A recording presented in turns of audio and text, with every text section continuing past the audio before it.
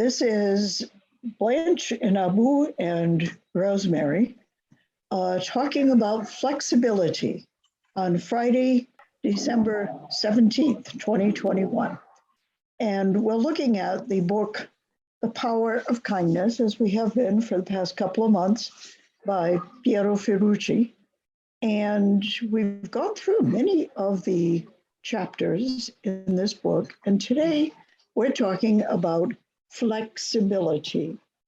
And the subtitle of this chapter is Adapt or Die. Yes. And so Blanche was just telling me about an article she read a while back. Mm-hmm. So ahead, Blanche. Many years ago, I saw this article and people were wondering about centenarians, I believe that's right, people who live to be 100 years and more. So anytime you would read a story, each person had their idea of why they lived to be 100. It could be their faith in God. There's some people said, I had a beer every day. Some people said, well, I'm a vegetarian. I've always exercised and stayed healthy. And everybody, some people say I have my family to live for, but everyone had their perception of what kept them alive. Well, they realized that couldn't have been it. So they said, what is the common ground? What is something, the thread that runs through all these people that live to be 100? Which kind of makes sense. You want to find out, what do they all have in common? And it was flexibility. They said every single person, when they got to know them and talk to them and get the crux of who they were, they adjusted to life's challenges. They adjusted to life's changes. They were flexible. Whatever challenge they had, they took it on. They would grieve and move on. They accepted who they were, what they could do, what they couldn't do. And basically they said that's why they lived such a long time. Because, and Rosemary and I was saying, if you stress, you could stress yourself to death. You could worry yourself to death. You could try to control family, friends, even your own life. You don't want to get old or whatever. And all of that, I believe, is stress on the mental and physical. And like Rosemary says, some people give up. They talk about older people, they stop eating. But they adjust. Like my taste buds are changing. I'm like, I can't taste anything. So I season it more and find some more stuff and go get, because I love food and I love to eat. And nothing's going to change that. Even with my stomach, so many foods I can't eat. So I eat the aisles in the grocery store. They probably say, why does she ride around here for an hour? Because I'm eating the aisle. Because I can't take it home. So, great. And then I go home and eat whatever little bit I could eat and I'm satisfied. Interesting. So you go and imagine the flavors of the food. Oh, yeah. That is awesome. And the people said, and I go eat the aisle just about, I know, every other day. And I said, oh, this feels good, but I can't have that. Well, hey, that is a wonderful example of the power, the spiritual power of imagination, and how it makes things possible. I still enjoy life and eating. And then I invite somebody over, Heather. Oh my goodness, I love Heather. She comes at least once a month. And then I get to cook big, and cook something I wouldn't cook because it's too much for me to cook just for me. Yes. And I still enjoy cooking. And cool. Yeah. You have to be flexible in whatever's taken from life. And I'm not saying it's easy because you have to get to that point. But when you're working to find whatever joy, and then when flexibility, I think, in life comes from, you have to not look at your life now, but how many past lives, wonderful past lives you created? We're not this one life we're living in. And when I started to look back, and even my early life, that was terrible, but it didn't hurt me. And it created some great things about me. So you have to look. And I think that's what makes you, when you're really happy and aging and being flexible, you have to look at all the wonderful lives you created. And I know that's what it was for me anyway. And I've gone through bouts of depression, but I think that's normal, because when you go through the dark is where you find the light. Yeah. Well, the light more and more as people age is in, in the spiritual dimension, because that's really where we're headed for and where we're headed from. And so, rediscovering and recultivating that is awesome. And that's really what this physical life is leading us toward. One thing I found, but I would always look at older people and how they aged in my generation. And they would be so stuck, and they had no patience with the younger generation. And I knew that's an older person I never wanted to be. I didn't want to be so stuck in my youth and what it was like, in my young adulthood, what it was like. And even now, adjusting to the world now, I had to stop looking at TV. I mean, looking at the news, because I was getting so wrapped up with a lot of the political and social and things going on, that it was taking me back to the 70s and stuff when I was that, like, whatever. And I said, I have to let this go, because I also know there's a voice of a new generation that are loving and accepting and looking at the generation that I was in the 70s and 80s and said, you're messed up. And I'm learning from great nieces and nephews with these interracial marriage and stuff and love. And I'm like, it's not what's on TV. And sometimes you have to cut that out. And that's one thing I never want to be, an older person stuck in my generation and not really seeing the value of the youth in their world, because it's not my world. This is their world and their future. My grandchildren and their friends and their future. And that's another, I think, flexibility also. Not just adjusting to outside things, but how we adjust with our thinking. Yep. Yes. And how we see the world.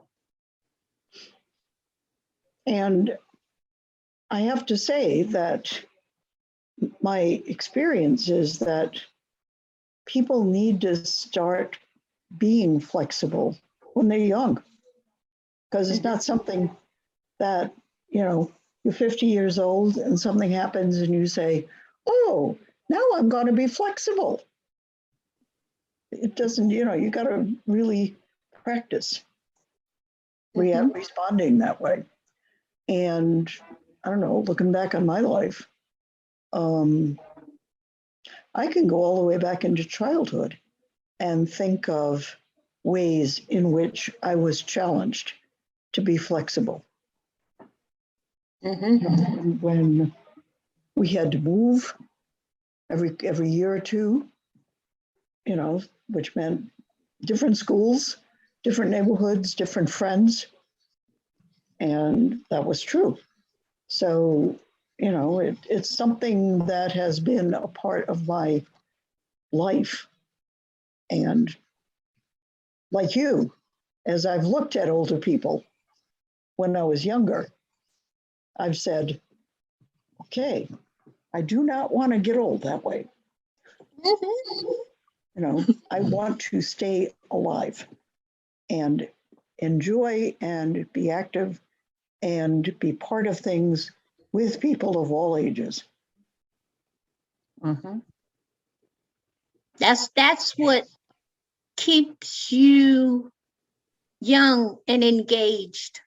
I want to be, even with me being pretty much homebound, mentally, I'm engaged. You sure are. Yeah. I don't have to be out. I don't have to be doing some social change, but just staying current and understanding and open-minded and closing out a lot of negative stuff that's going on. I feel more engaged. Right. So being engaged, being willing to, when a new idea comes along or when things change in society, and you mentioned one of the big changes, and that is, at least in the United States, and I don't know if that's true in where you guys are, and I'll ask you to tell me, young people more and more are marrying others that don't look like them. That has stopped being, and for the youth, that has stopped being important. They really are looking at, okay, who is this person? Is this somebody that I can love long term? So I don't know what changes, Sabri and Abu, you're encountering now where you are. Go ahead. Yeah. Hello. Abu. Hello. Yeah, that's good. So we are in different country, Mom. What? We are from different country. Yeah. Yeah, I know. Yeah. Mm-hmm. So tell us what your experience is. About flexibility. But things changing. Change is important in our life, even in everything, and we have to upgrade everything in our life because it will benefit us. Yeah, and we will learn new things. I think even change, if you change your clothes, and you will look like handsome or something beauty, like beauty. So that is change is important for everyone. But the change must be being from bad to good, not from good to bad. That I think Right. that is. Yeah, I mean, change is change. It's neutral. It's not necessarily bad, not necessarily good. It's basically, what do we make out of it? How do we process it? How do we live it? Do we live it as something good or do we live it as something bad? It's up to us. Yeah, it's up to us. Yes, you are right, Mom. Yeah. So what changes? What country are you in? I don't remember. Sudan. Sudan. Okay. Yes. What changes are you dealing with now in Sudan?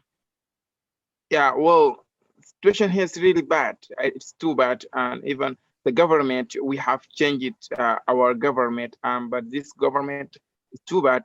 They killed revolutionaries, and they're dealing with people bad things, and also they do corruption.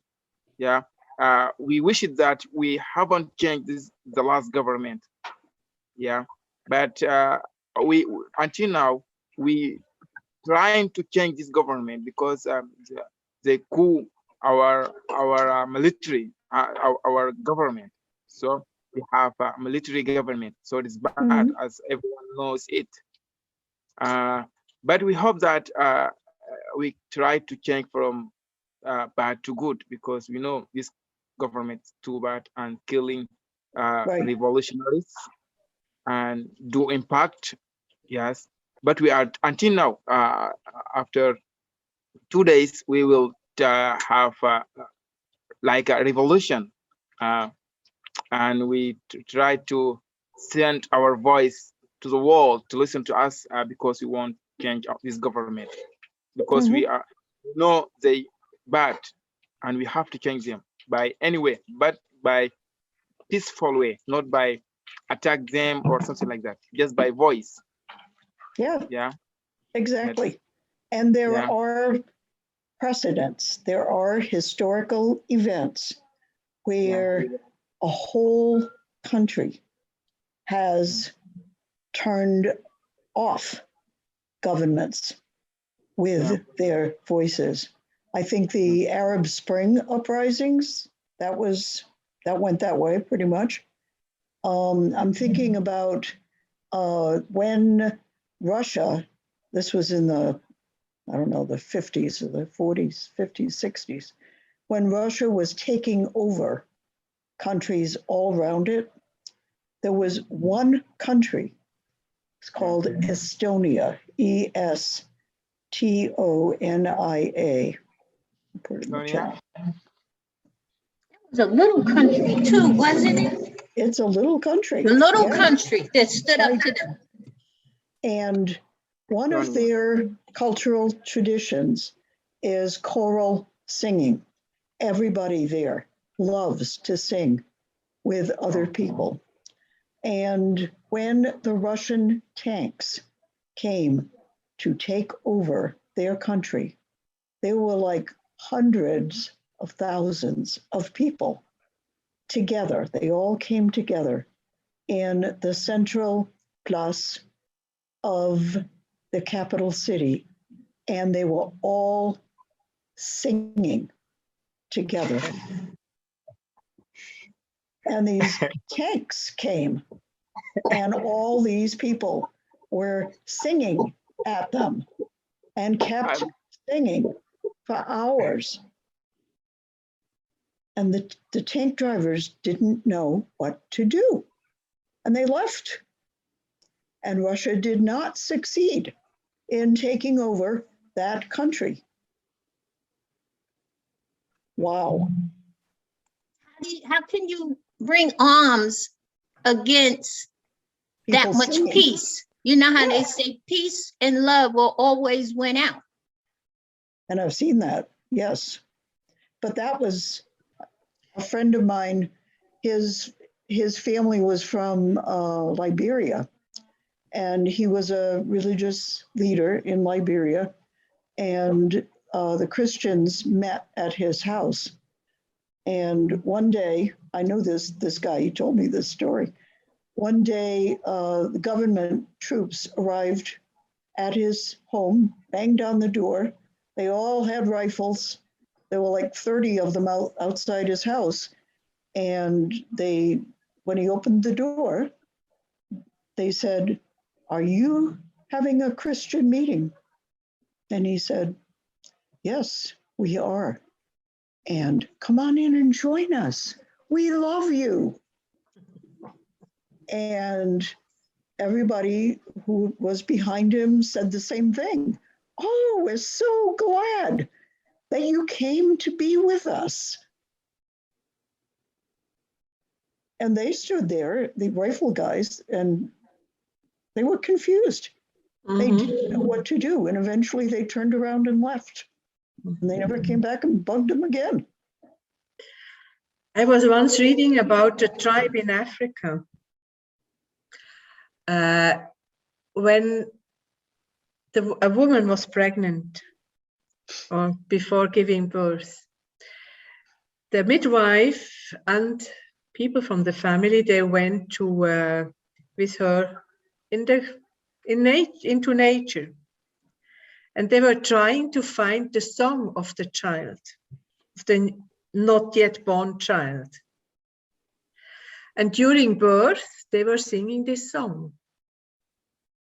And if later this child was doing nonsense or whatever, not only as child, also as an adult, they formed a circle, and the one who was doing the wrong thing was placed in the middle, and they were singing his song until this child or adult got quiet again. And this was their so-called punishment. There were no punishments. They had peace like this, because this song was the true nature of the child or of the soul person. Yep. Yeah. So I mean, all of these things illustrate the fact that we may have a response to a situation, but we're not forced to respond in that way. Mm-hmm. We can respond with peace and love. And that is actually more powerful than aggression. That almost goes to, we haven't gotten that yet, or we may have passed it. I don't know, because I'm going through the book again. Yeah. I kind of got ahead. But it talks about, are you noticed? And being noticed. And that's something we all want to be noticed for who we are, Right. and what we believe and our differences. And that also speaks to our flexibility, because it takes our flexibility to accept the differences in people, you know, and especially in our children and family and things, when there's a change of ideology, a change in personality, things they want to do. But, and when that chapter, I think it's the next chapter. I don't know. I think it is. I think Yeah. we have, Or it might have been before that. I think it's either the one on respect. Respect, yeah. I think that's it. But respecting a person for their art, and that respects come as we want to be seen. That's right.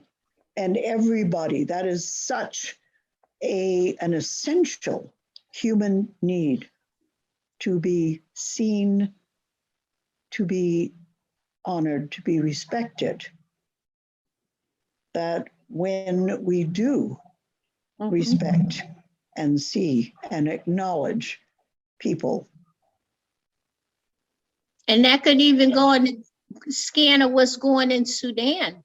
And just like we were talking, where older generations get stuck on their beliefs and how they see things, and there's a new generation of voice. I want to ask Sabri, is this revolt mainly being brought on by a new generation for a new future? You know, a lot of times in governments, it's like, enough of that. We've had enough of that. And we want change. Yeah. Yes, ma'am. You want to answer? Is it run by the younger generation to where y'all want new government and a new future for yourself and your children? Yes, we want to change. Yeah, yes, it is a young generation, yeah, and they want to change this government. That is all about young generation. Yes, and and that's where you'll really need the support and flexibility of the older generation. And then what I find even here in this country, it's just going up against that power, because a lot of times the younger generation doesn't have what, I don't care what country, is the money to fight, the financial. Yes. Yeah. That's true. To fight old government and old beliefs. And even the government doesn't try to listen to our things we want to change, and even they didn't try to stay with us together and ask what our the problem or something like that. They just want to control as they want to do. Yeah, so that's too bad. And we have to live in demographies. Yeah, we have a lot of people here, a lot of young guys, Sudanese youngs, and they travel and they take risks in the street or in the road, and it was sad story. Until now, it's happening. Travel in order to achieve their dream, and even me, like I'm trying to learn English skills in order to communicate with people in other country, and I want to help my family to build my future.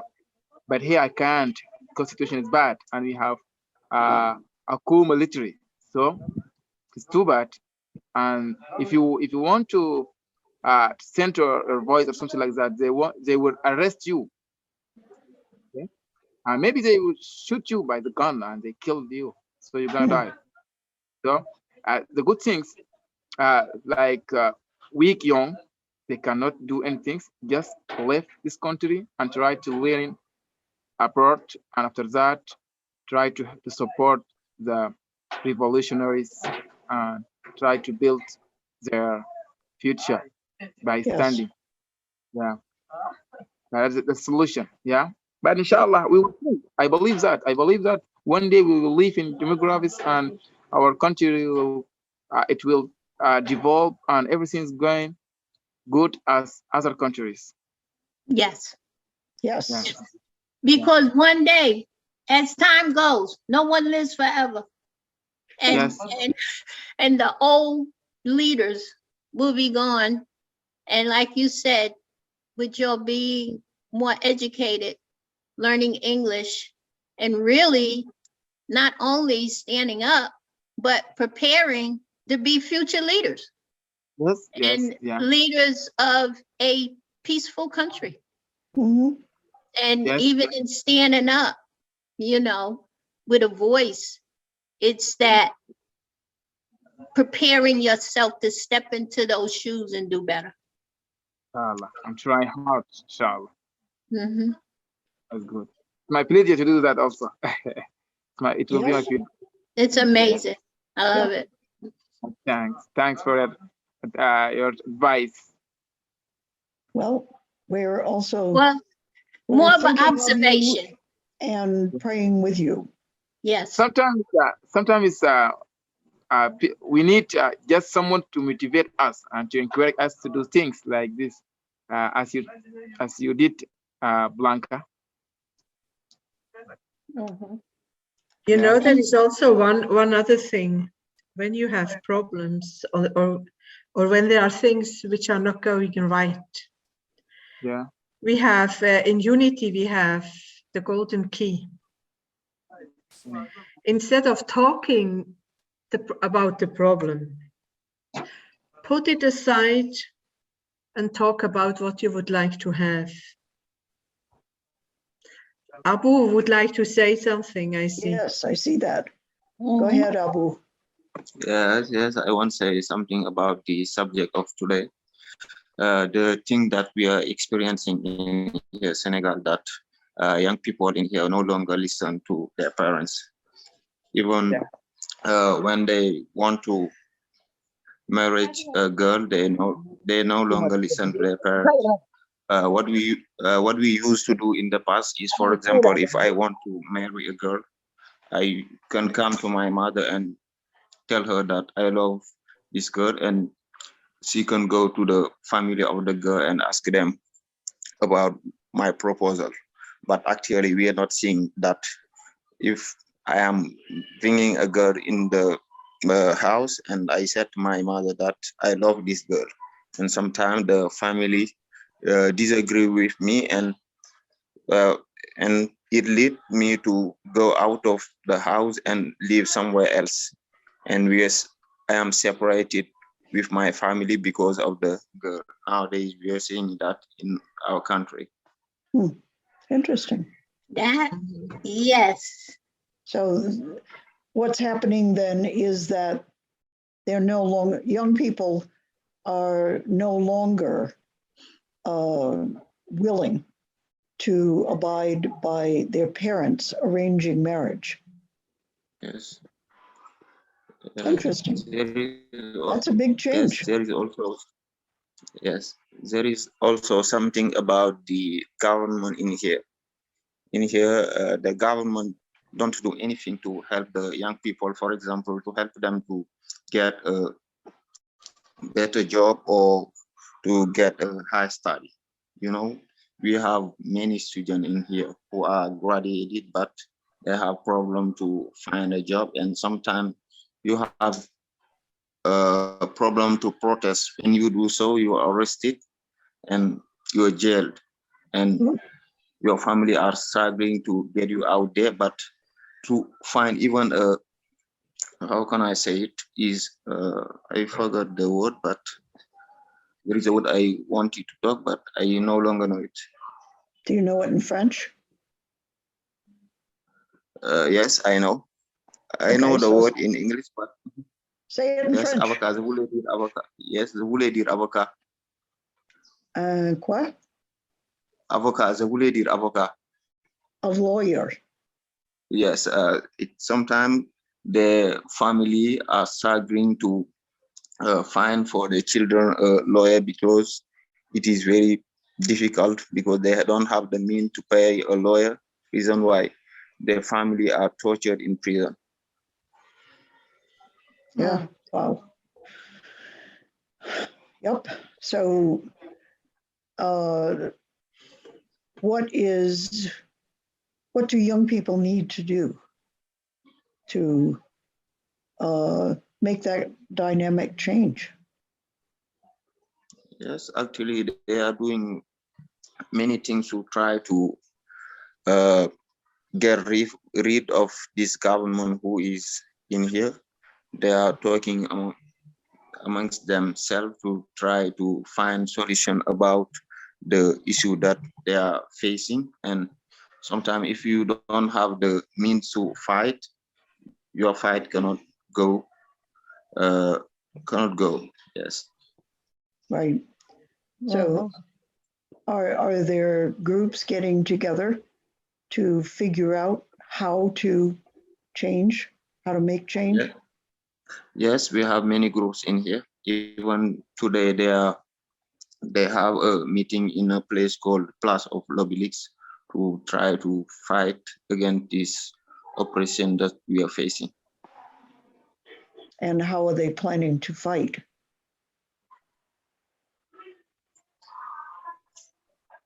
What kind of fight do they have in mind?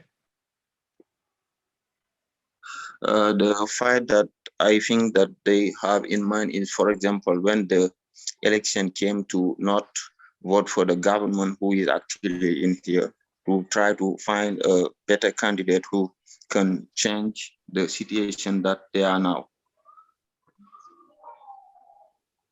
I was going to ask that question because that's something I try to encourage young African Americans here.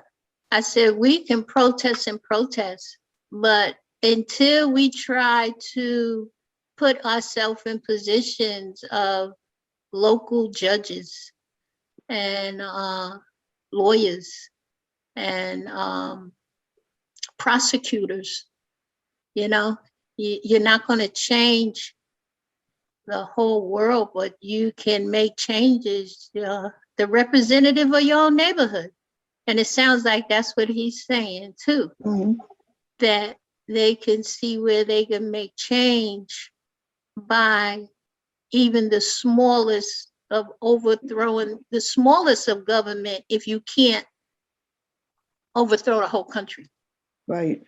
And I hate to say it, but what the Republicans are doing at this point in the US is a good case history for how to change government from the inside. That's right. Starting at the most local positions and becoming, taking those positions. The local, whatever your lowest neighborhood official is, that's where you start. That's where you start. You become part of the government at that local level. And they're seeing that. That's why they show up for midterm. They don't care about the presidential, but they make sure those local and midterm and those local elections, they're there. I sit in the parking lot and talk to the people. I've been asked them, every time, because I always show up for all of them. And I ask them the percentage. What is the percentage of the people showing up? And that's something, like you said, Republicans know. They know where their power is, and they know how to maintain it. Well, they're certainly becoming very smart about taking over. And it happens first at the lowest local level. Yep. So I don't know what the structure of the government is in Senegal, Abu, or who the littlest, most local officials are, or how you get to be one of those. But as young people become, the people in those positions, they can have a big influence on what happens at higher levels. At least that's what we're seeing here. Yeah.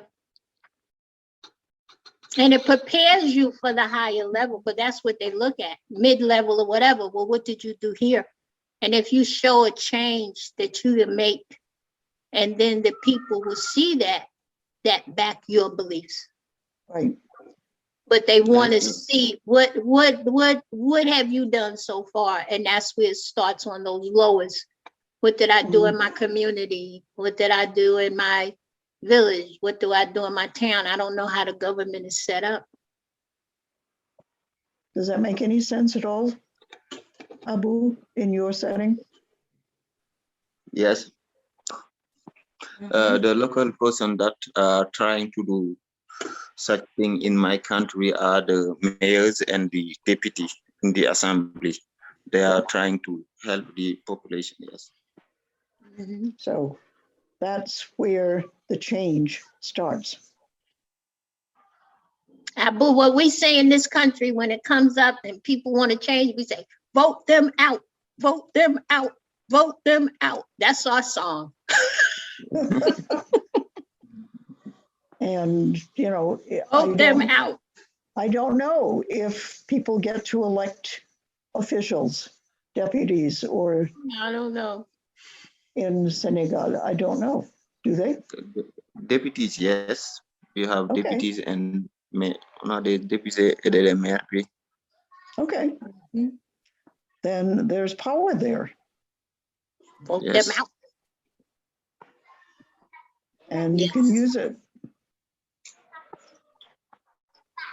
And what we're seeing is, and we're not happy about this because the people doing this are the ones who, don't have the same perspective that we do about how the country should develop. But what they're doing is clearly smart and effective and a good strategy. So, Because our country is going through the same thing. We call it the left and the right.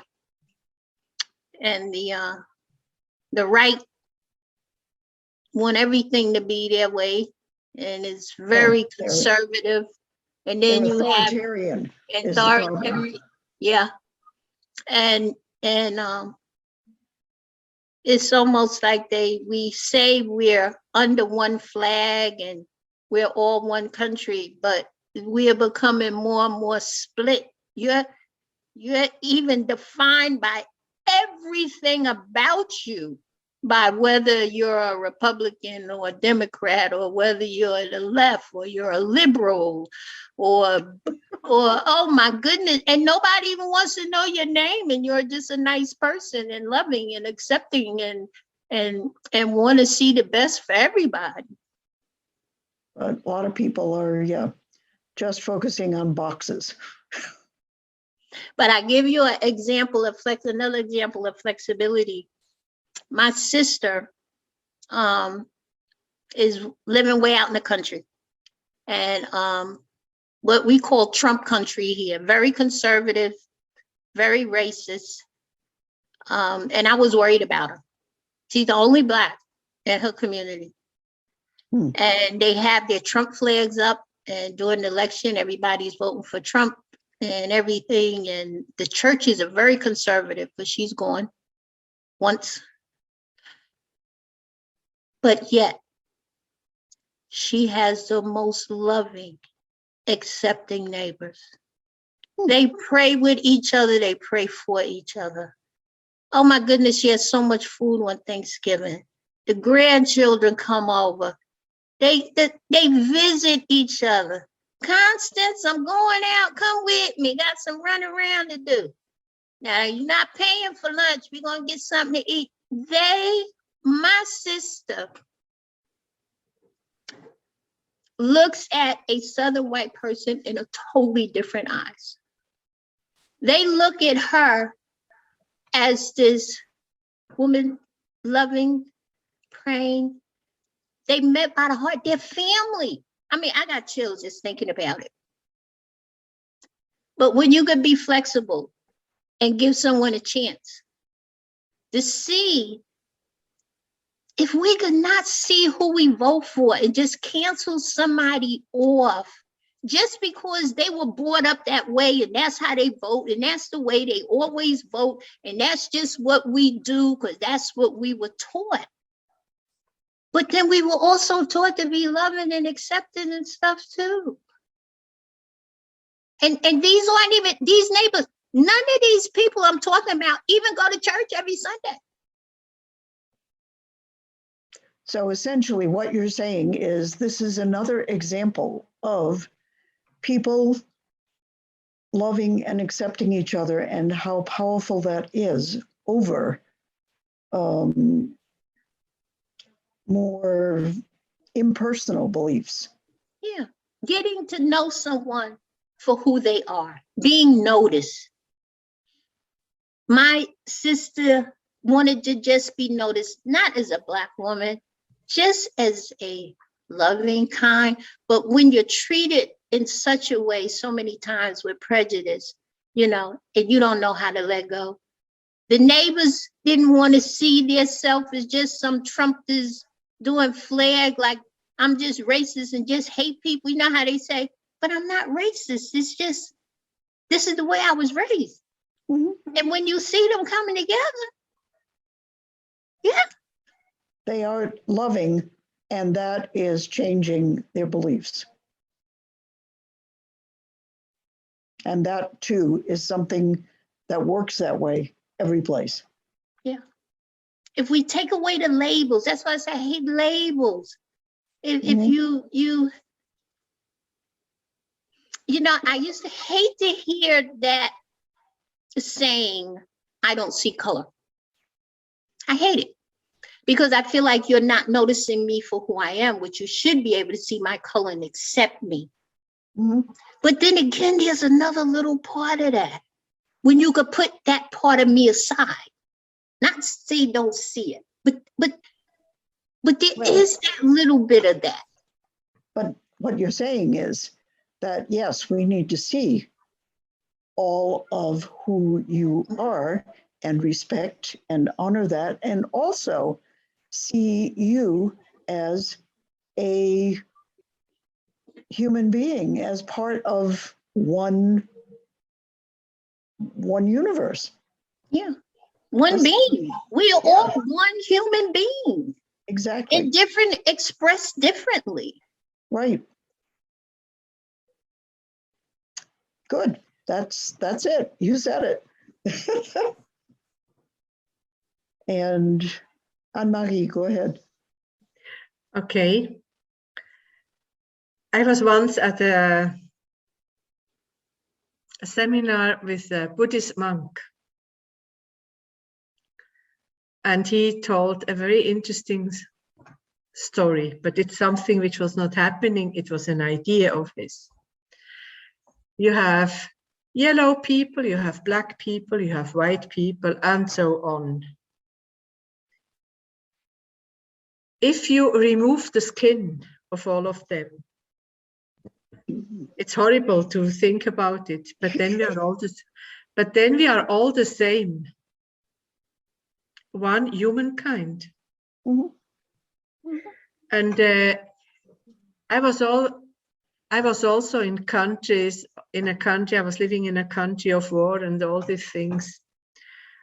And sometimes I also thought the presidents who we don't like, for example, what kind of a what kind of a childhood did he have?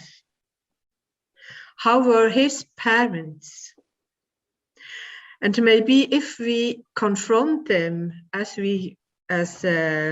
Rosemary already said, with love. You get a rifle and you answer with love or with silence. Then at the end, it's no more fun, you know, also for the ones who like to fight. If you come and then you just, no reaction. It's horrible if you are in, I don't know what, and you see no reaction. It's like somebody taking the carpet under your feet away, you know. So, because as long as it is with demonstrations and things like this, there are always two forces going onto each other. And then the other one wins, but actually also with force and hate. So there can't be a true change in this country, I think. Or in any country. Mm-hmm. Yeah, so within, if everything comes from within, then it's more possible that there will be a complete change. Mm-hmm. Smooth change.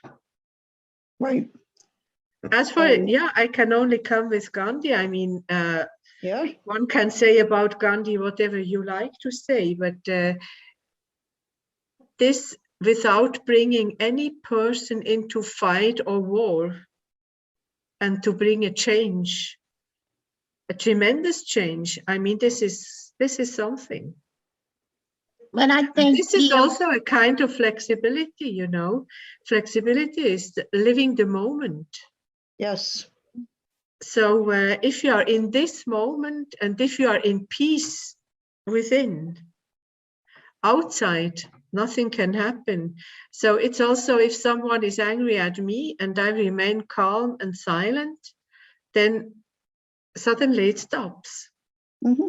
Because it's no fun for the other person if I'm not going to the roof, you know. Right. And if somebody is angry and you respond by saying, oh, I'm sorry you're angry. You know, what's actually going on? What do you need? That really surprises them.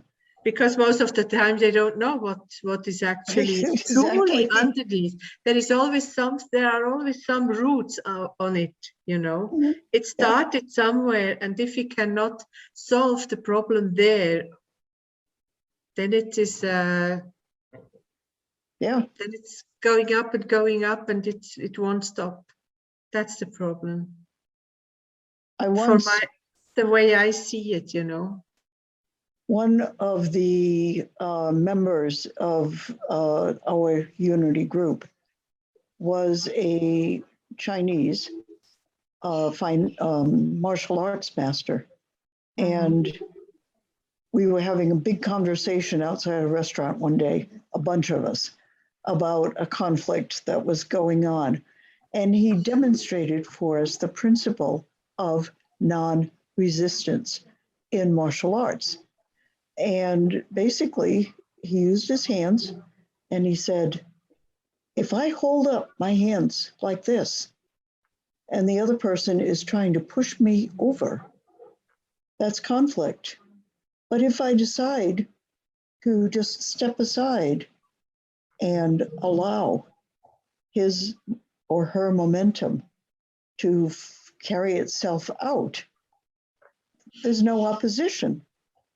You know, I mean, they probably fall because I'm not resisting them, but that's okay. That's, you know, that's the momentum that they're in. Then I can help them up. It was a very interesting, very convincing demonstration of a basic principle of nonviolence and how it works. You can also take your two hands and go against the wall and really try to push this wall away and get angry and I don't know what. And you have this resistance of the wall. And the moment you take the hands down, the resistance is gone. That's true. The wall isn't resisting you anymore. No, the wall is not resisting me. I want the wall to get away, you know. Right. I can take the door if I want to go through. That's right. And that's another good analogy for looking at, okay, violence, aggression. We can choose how to respond to it. And we can choose a response that doesn't resist. And when we don't resist, but we stay in our knowledge of what's right and what's true, you know, their attempt to push us over doesn't work.